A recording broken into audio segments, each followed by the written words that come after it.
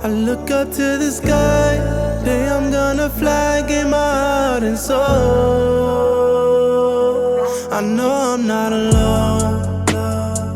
Hey, what's going on, everybody? It's your boy omeezythagod. I am back, but not with a reaction. This video is way different than any content I've ever put on my YouTube channel.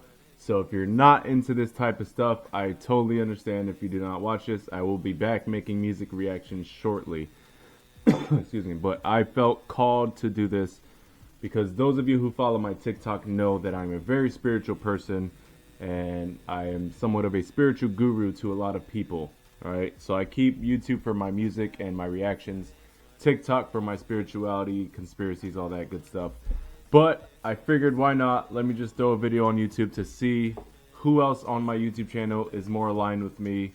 And it's my channel, I can do what I want. But let's see. Hopefully I don't lose any subscribers, but I also hope that I gain a lot more new ones. So this gentleman's name is Daryl Anka. He channels a entity called Bashar. I've been watching his videos for years and it's helped me tremendously. I was watching this video. It's an hour and 24 minutes long, but I chose a section that I did want to make a video on. It's called the seven human needs. I don't know what it's called because it's whatever, but yeah. And again, for those of you who are spiritual, you will resonate with this. For those who are not, hopefully I can, well, I'm not trying to change anybody's mind on anything, but hopefully this interests you a little bit. And yeah, so just real quick about me. I am an artist. I do make music. I sing, I rap, I write my own songs. I do it all. That is my dream goal, to be a famous artist. And it's going pretty good, actually. So if you have Spotify or Apple Music or just here on YouTube, check my music out at omeezythagod. I have 4 albums out, and let me know what you think about that.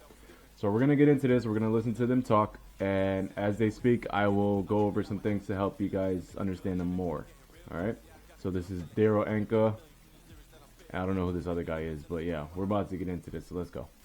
And now this brings us to what Bashar calls the 7 basic needs of life, because he says it's not about necessarily, although again, sometimes your wants and your needs can coincide, but mostly it's about what you need, not what you want, because what you want can be, again, just an ego thing. And you think, oh, this is what I need.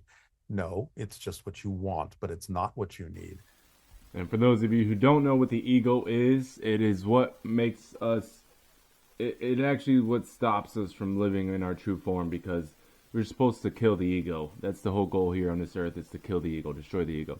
Ego gets a lot of people in trouble. Nobody likes an egotistical maniac. Nobody likes that. Ego is what says, oh, you're going to see people in my comments probably, oh, I've been new about this. Oh, I learned about this X amount of years ago. That's ego. Nobody cares when you learned it. All that matters is that you learned it.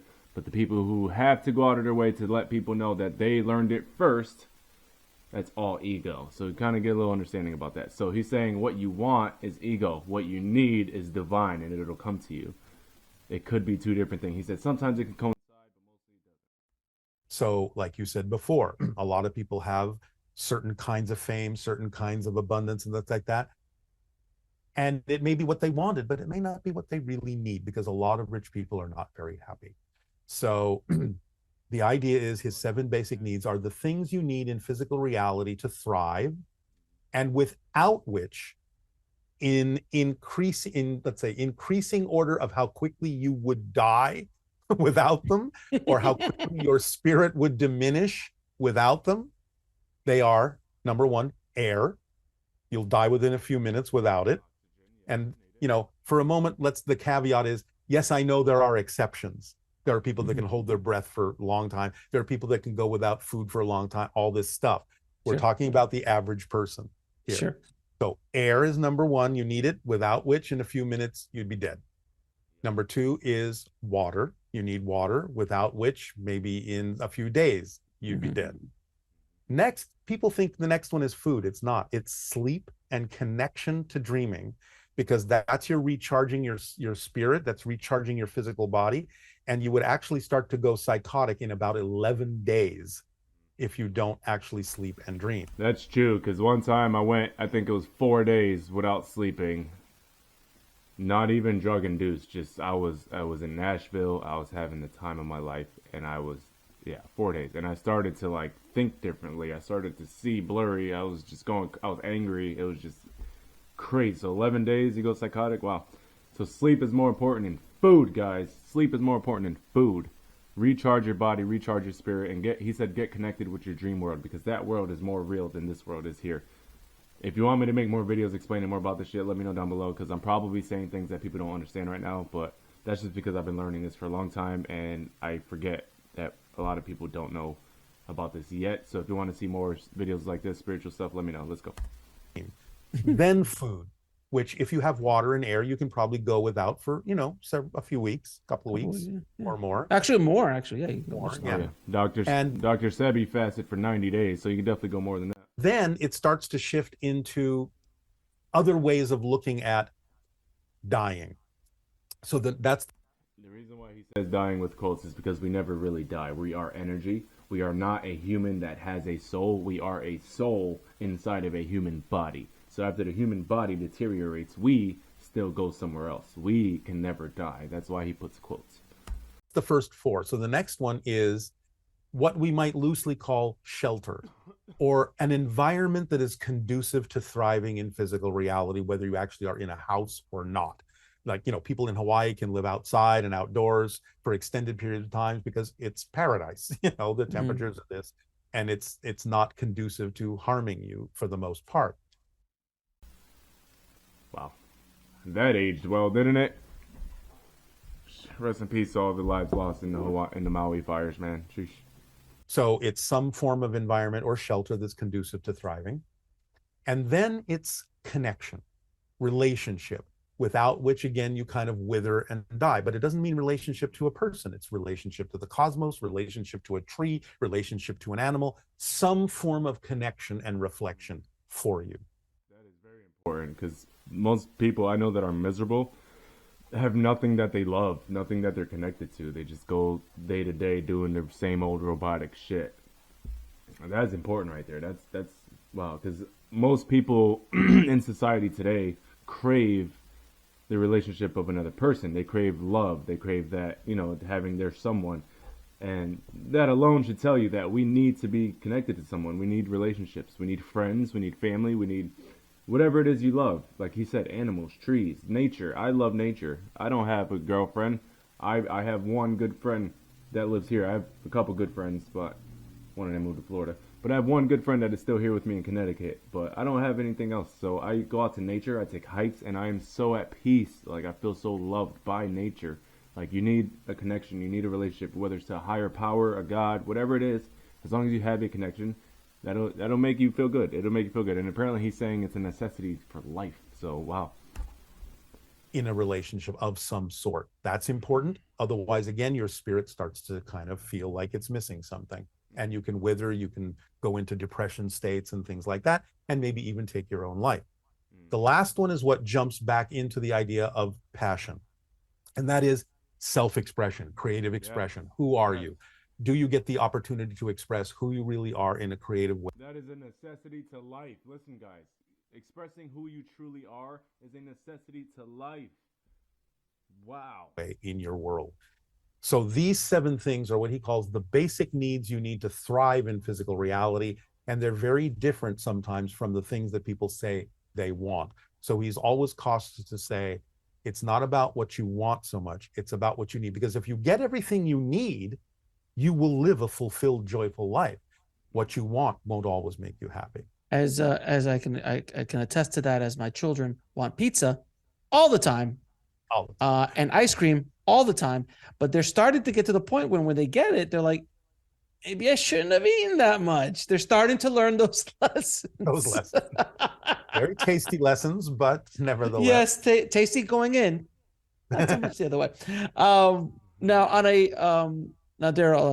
a macro standpoint, what does Bashar say about the future of humanity? What is coming up for humanity? I wasn't going to do this, but I kind of want to hear this answer. Humanity in the next decade, let's say. Well, he is usually loath to make predictions, but he has made a few.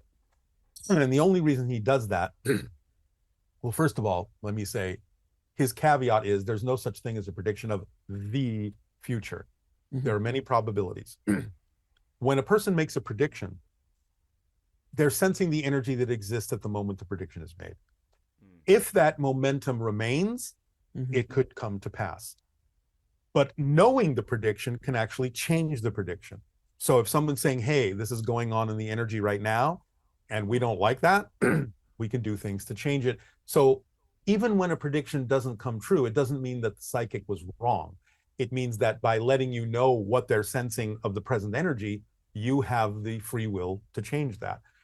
So nevertheless, Bashar says, when something seems so unlikely to change, there's so much energy and so much momentum behind it that it's unlikely to change, those are the ones that he calls on and says, okay, I can tell you this. It seems like, 90% this is going to happen unless you really do something radical to change it. He did this back in 98. And it's on tape. He said that by the end of 2001, there will be a terrorist attack in New York. That happened. He said, I forget exactly when, but before 2016, he said in 2016, everything will change. And he was referring to the politics of the world. We can certainly have seen that. The latest prediction he's made, and he's not really explaining exactly what the circumstances are that will bring this about.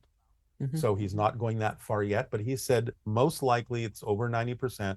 Sometime between the end of 2026 and the beginning of 2027, he said there could possibly be, it's likely there would be a major contact event with extraterrestrials, but he's not saying what would bring that about. I'm not getting the impression it's necessarily brought about by something we would consider to be positive. But in the event that it happens in the way he's saying, or when he's saying, then everything will change, because you'll know you're not alone. And there will be many other things you will have to consider from that point forward. Well, let's see if that prediction comes true, because the first two came true. Let's see if that comes true. He's saying from 2026 to 2027, we might have extraterrestrials actually come visit us and make themselves visible to us. Now, this man right here, a lot of his videos, he does seminars with people asking questions, and he answers, or Bashar answers them, and it's just awesome. It resonates with me, at least, because I've done the religion thing, I've done it all, and I've read all the books, all the Bibles, everything, and the only thing that resonates with me, at least, is spirituality and the fact that we are all one, the law of one. My favorite book. And it's the only thing that resonates with me and makes me feel full. So again, you don't have to take any of this to heart if you don't want to. I'm just here for entertainment purposes, I guess. But for those of you who do believe, definitely look into more Bashar. And if you are a fan of Bashar, let me know which videos you would like me to actually put up here on my channel to you. So I will end this by saying, you are you, and that is enough. It's my favorite mantra. Every morning I say, I am as I am, and that is enough. There's nothing extra we have to do. We were already born and given everything we need to thrive in this life. I am as I am, and that is enough. You are uniquely you. Don't try to be anybody else. It's not going to work. It's not going to bring you happiness.